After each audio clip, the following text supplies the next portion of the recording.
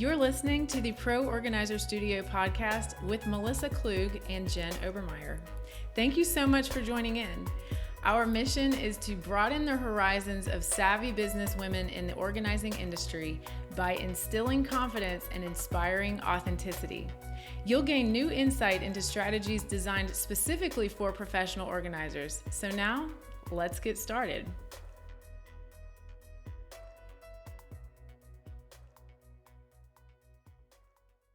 Hey, Pro Organizers, it's your podcast co-host, Melissa, and as I promised, I told you I wouldn't make you wait very long for the second part of my conversation with Jen Mary of Everyday Style. We started the other day talking about what I call the proof of life concept of how to approach social media for professional organizing. And it's not about being consumed by social media and following all the trends and trying to chase the algorithm. It's just about showing up, showing who you are, and being social. What we want you to do is use your social media in the most effective and efficient way possible. So Jen and I talked about a few things last time that we prefer that you not do. We'd love for you to take a listen to that episode because it really sets up this one. But today we're going to be talking about great things to do. So trying to give you some inspiration of what you can do in your social to really, really be connected to your audience. Jen has so many great ideas. She has seen it all in terms of social media, and I enjoyed talking to her. I am not going to waste another minute of time. Let's jump right into the second part of my conversation. I hope you guys have a great day. The other thing, so can we talk about things they need to start doing for just one sec? Absolutely. Lean into local. Lean into local. This is what differentiates you from every other influencer on Instagram is that you are where you are. A carousel post that I encourage my people to do, where to take your clothes after we did a closet edit. Yes. After I came to your house and we cleaned out your closet, where should you take your things? And then I had them highlight 5 places, women's organizations in their community that accept clothes. And guess what? They follow you back. You build relationships. It's all of that. I also say, snap a picture like, oh, picking up my coffee from blah, blah, blah to start my day of organizing. A long day of 3 clients means I need to be well caffeinated. And you don't go to Starbucks anymore. Starbucks isn't going to follow you and share your stuff and add you to their stories. And you go to local coffee shops. It's just again just do things like in the moment. It does not have to be planned in advance. So I have a number of times when I am in line at the donation place with a car full of stuff. Yes. I take a selfie with the giant pile in the back of my car. And then I'm like, oh my gosh, doing another client drop off or whatever. It does not have to be complex. It does not have to be overthought. It can be as simple as, hey, I want to give people the idea that someone hired me to clear this amount of stuff out of their house. And by the way, a service I offer is dropping off all of your stuff at donation. You don't even have to do it. And if you're afraid to be on camera for a reel, just film the drop off line, right? Like there are my best performing reel lately. I was walking through a Target parking lot. I put it over the sound of Taylor Swift. This is why we can't have nice things. Yeah. And it was me in the slush because, in Minnesota, you can't have cute shoes in the winter. You just say goodbye. No. And I was talking about how your style has to be practical for the way you really live. So I have just really leaned into sneaker boots and cute, like weather boots, not just cute booties that I'm going to fall on and break an ankle and ruin. And it took me all of 5 seconds to film my feet walking through the Target parking lot. My best performing reel of all time was a Target clearance rack. And it was the Justin Bieber, immediately now. Oh yeah. Which is like what I needed to see. Sounds. Immediately now. And all it said was the clearance section is the problem, not the solution. Okay. I mean, there's so much you can do. And I find the best stuff is really the off the cuff. But leaning into local is something that every in-person business owner needs to be doing, because when anybody in your community, in your area says, oh, my house is such a mess. Oh, have you talked to Melissa? You need to call Melissa. Yeah. You need to be that go-to person. I think somebody out there has the course called 5 Mile Famous. Oh, I've never heard of it. Yeah. Your goal. And that's what I talk to my stylist about. Your goal should just be 5 Mile Famous. Draw a little circle around your house and get 5 Mile Famous. That means that you are going to those chamber meetings you don't want to go to. You are building partnerships. I encourage my stylists to build partnerships with photographers, with organizers, with hair people. Who is a good complementary adjacent business? Follow all those people on Instagram and just get 5 Mile Famous. for a local business that's going to do a whole lot more than your complicated, overly styled Instagram feed. Yes. And I think that there's a misconception that because Instagram used to be, you had to be perfectly curated, you had to have a professional level photo shoot. That's not what Instagram is anymore. No, And that's actually part of the problem is Instagram is changing all the time. all the time. And therefore, you're constantly on the hamster wheel of what do they want this week? A 10-second reel, a 1-minute reel, not reels at all. We're going back to pictures. Nope, now we're on carousels. That's part of the thing, but you don't have to be as buttoned up as you used to have to be. Oh, without a doubt. If I'm not perfect, if I don't have the right background, if everything's not a perfect puzzle grid, I don't want to post this because it's going to mess up my grid. I mean, the things that do the best are usually the ones that really stand out. But I think there's an interesting point in that. If you are so concerned about what the Instagram algorithm is showing right now, who cares? Yeah. I have always just put out the content that I want to put out, understanding my static posts aren't going to get as much traction as a reel, but then reels tanked. And I talk to business owners all the time are like, what's the best time to post? Whatever time you want. The time you're going to do it. The time you're going to do it. There is not like, if you post at 10 a.m., it's going to go viral. And if you post at 3 p.m., no one's going to see it. That's just not going to happen. So being so concerned about the algorithm and what it wants to the point where it paralyzes you from doing anything is really a waste of time. I just think in general, remembering that you do not control anything that's happening on these Nothing. multi-billion-dollar platforms, and the rules are Nothing. going to change possibly hourly. Yep. And so just saying, I'm going to spend the least amount of time I can to show that proper proof of life, authenticity, legitimacy, whatever word you want to use. I'm going to do a proper amount of time, but then I'm going to go control the things that I own. I Yes. own my website.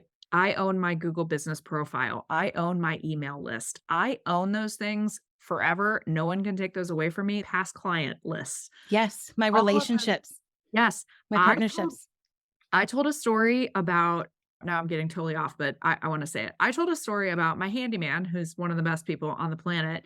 He texted me one day just out of the blue and was like, hey, my schedule kind of cleared up this week. I really don't have anywhere to go. Do you have any projects that you Oh, feel wow. like having me do? And I go, yes, indeed, I do. I hadn't thought about my handyman in weeks. Like Yes. I was sitting here going like, I wish Kevin would get back to me. I hadn't thought about Kevin. Right. Yes. And so Kevin texted me out of the blue. I had him hired. He was at my house 2 days later with a full day of projects that otherwise he would have been sitting at home. Your past client list might be the most valuable thing that you.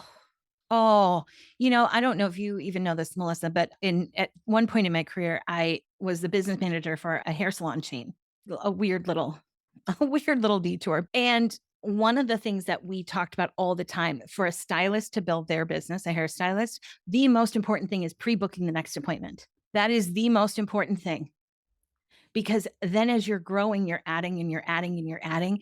When I was one-on-one styling, I used to send the little reminder cards like, hey, I'm more fun than the dentist. Does your closet need a refresh?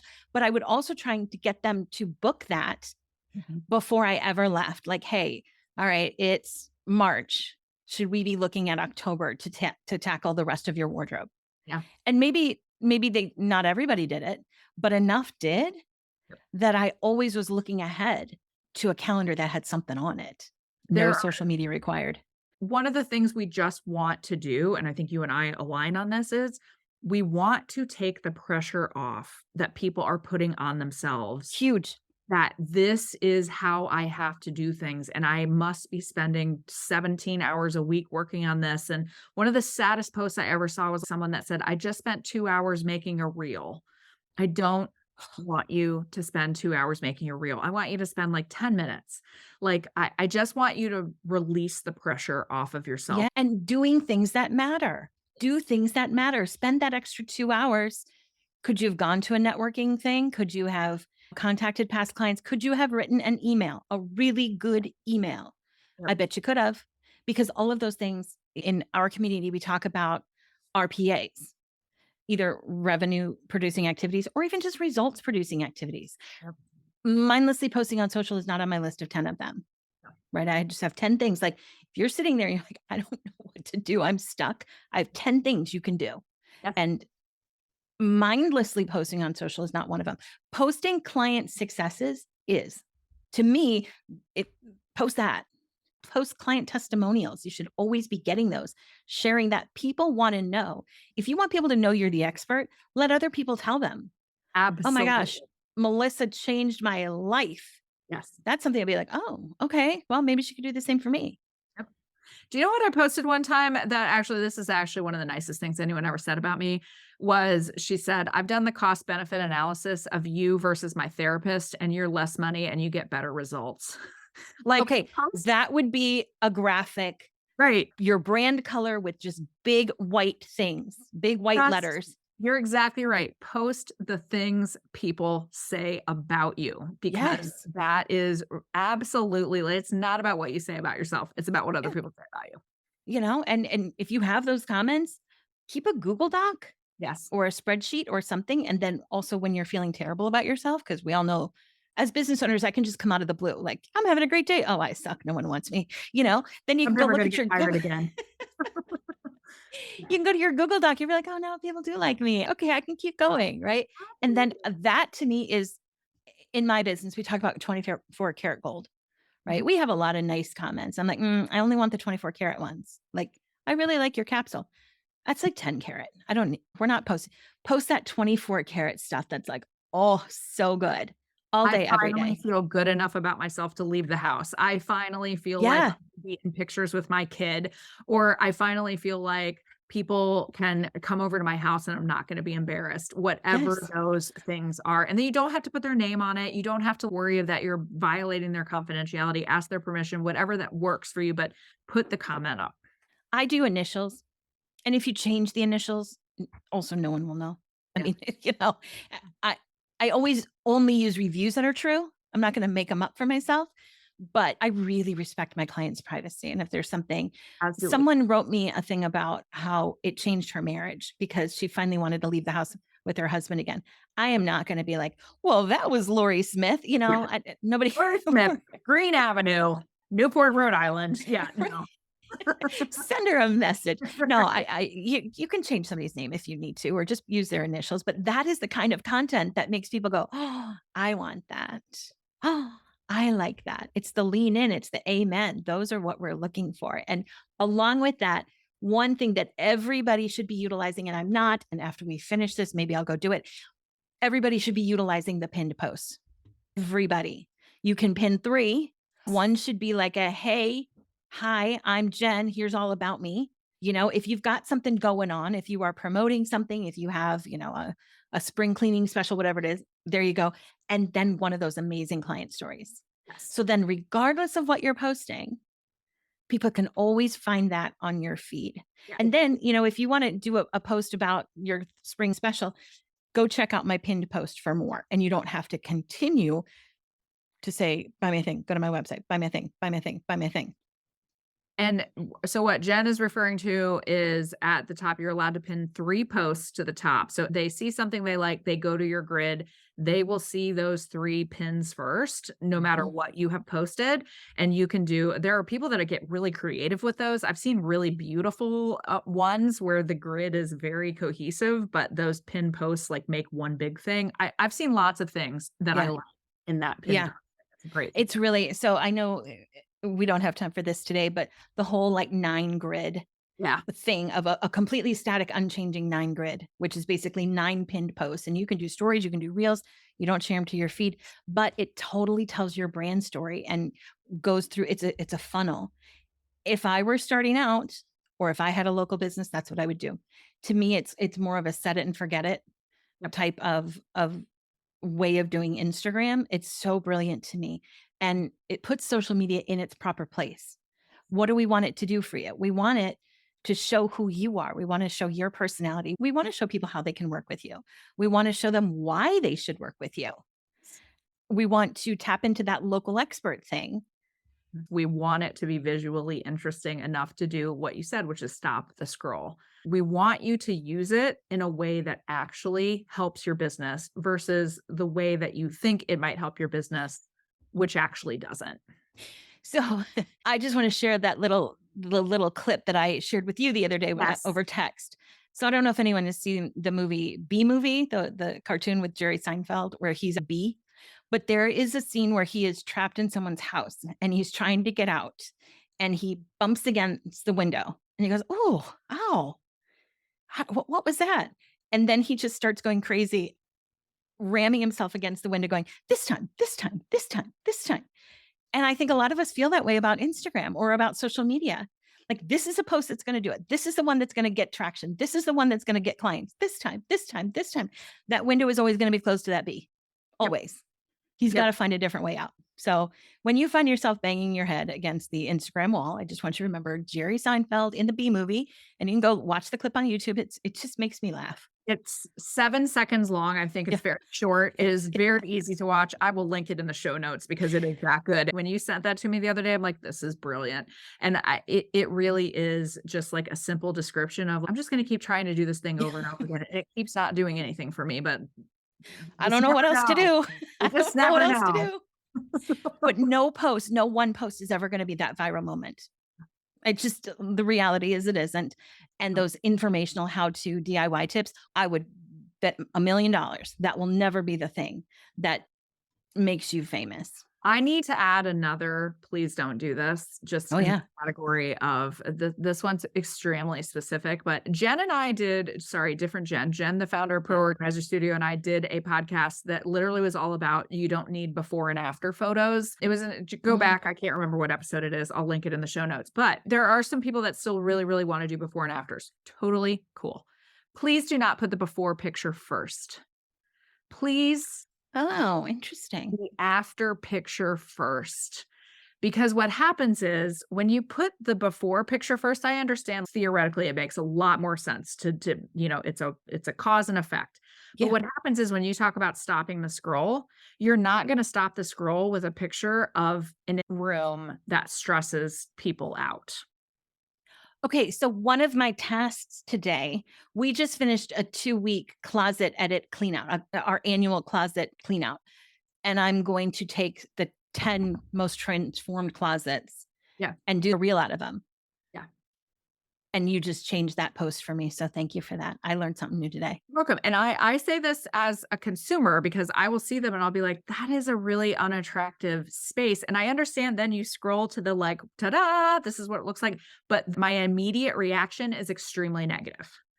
And so again, on this inspiration, I want to show you the inspiration of what a stunning closet looks like when it's done. And you should see what it looked like before. Boom, here it is. Ooh, you can still remember that transformation. Yeah. You can even scroll back if you needed to, right? I mean, you can watch it again. So my question for you is, what do you do when people don't have like these Pinterest worthy homes? Do you know what I think? A lot of people are hesitant to post photos that show how real people live. And I think we should all be showing how real. Let's normalize real bedrooms.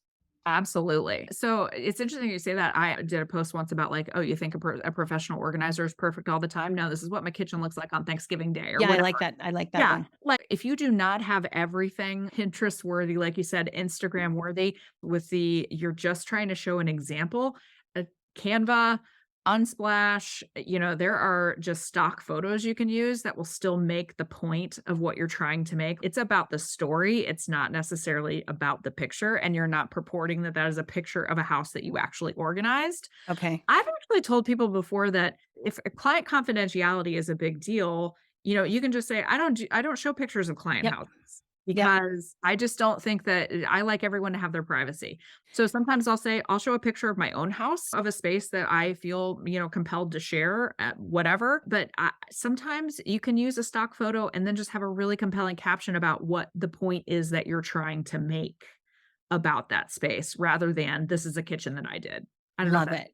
Question No, that does. The other thing I found a lot of times women in my membership group will post pictures of their outfits and I really want to share them, but they're not taking pictures because they're professional photographers. So they're really dark. A little Lightroom goes a long way. Yep. A long way. So run them through and we're not photoshopping people. Right. Yeah, We're not. exactly. It's not we're not like pulling a Kendall Jenner and like, doing Definitely not. major Photoshop work on ourselves, but I just think that we feel like we get so caught up and I have to show this goes back to the what you were saying about I have to show I'm an expert. I have to show all the spaces that I have done myself. Otherwise, Mhm. people will think that I'm not good at my job, and I don't I've never really done that, and I'm just talking about my own organizing business. It hasn't hurt me. Yeah. I don't have people that are like, "I'm gonna need 22 before and after photos, otherwise I'm not hiring you." I Yeah. think that's another thing that we think we have to do it to be authentic, and you actually don't. Well, when I was a one-on-one stylist, I never posted before and afters for a lot of reasons. Number one, here's my client at her worst, and it is actually a person. It's not just like a Yeah. space, it's them. The other problem was my transformations weren't that transformational on the outside.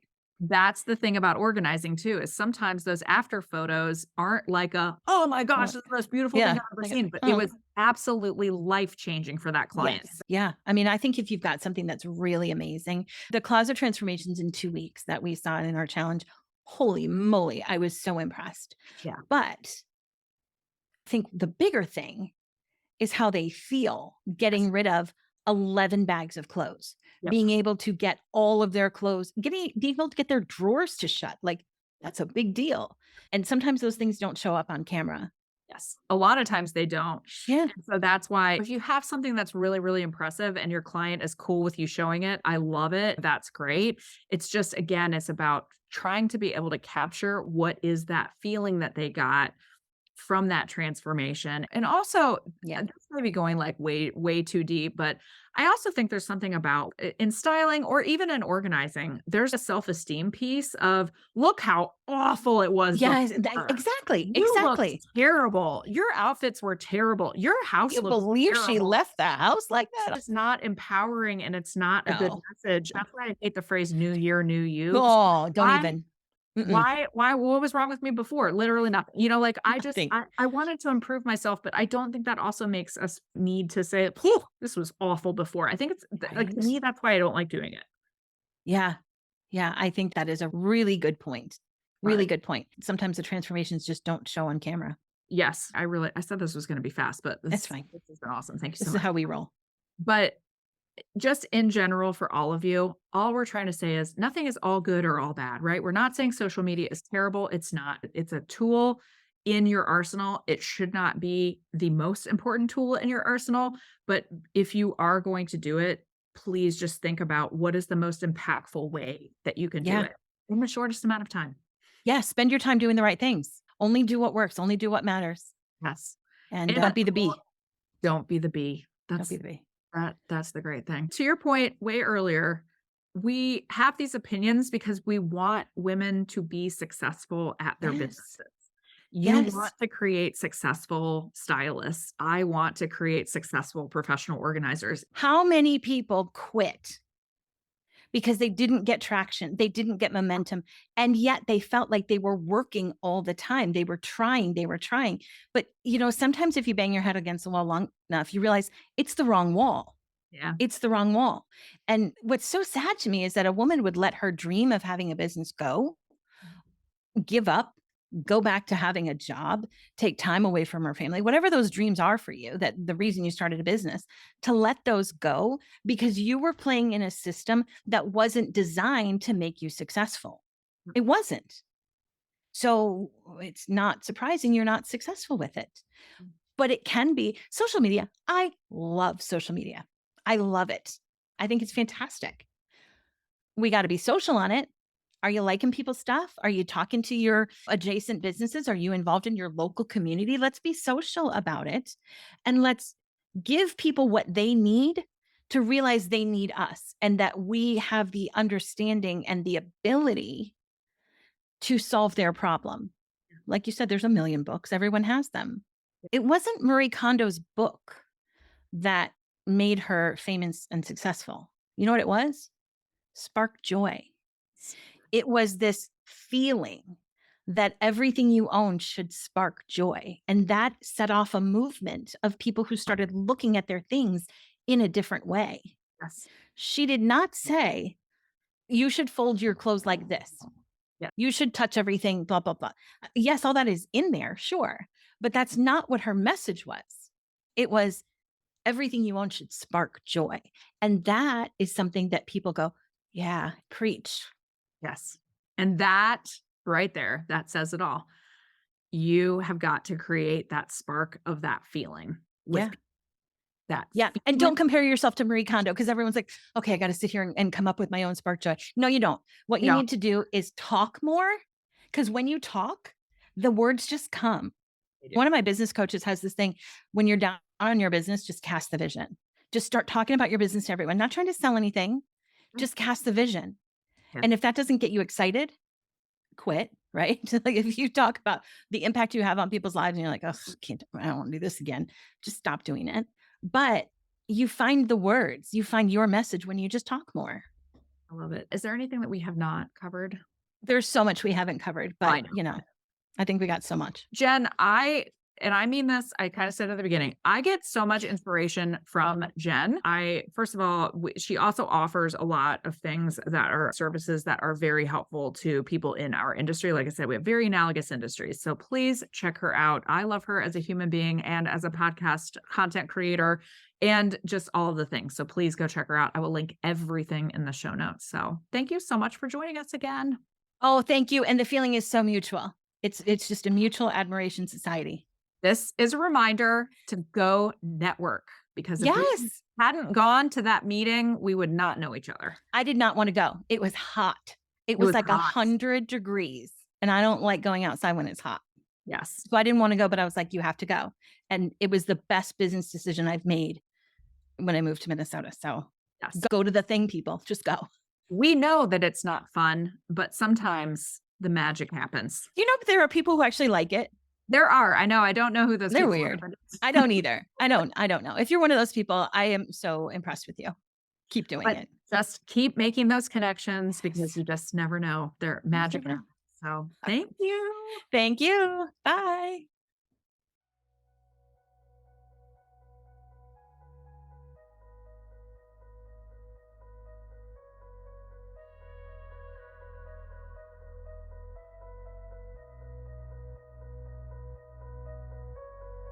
Thank you so much for listening in to the Pro Organizer Studio podcast. If you'd like to get our roadmap for success as a pro organizer, head straight to www.POroadmap.com.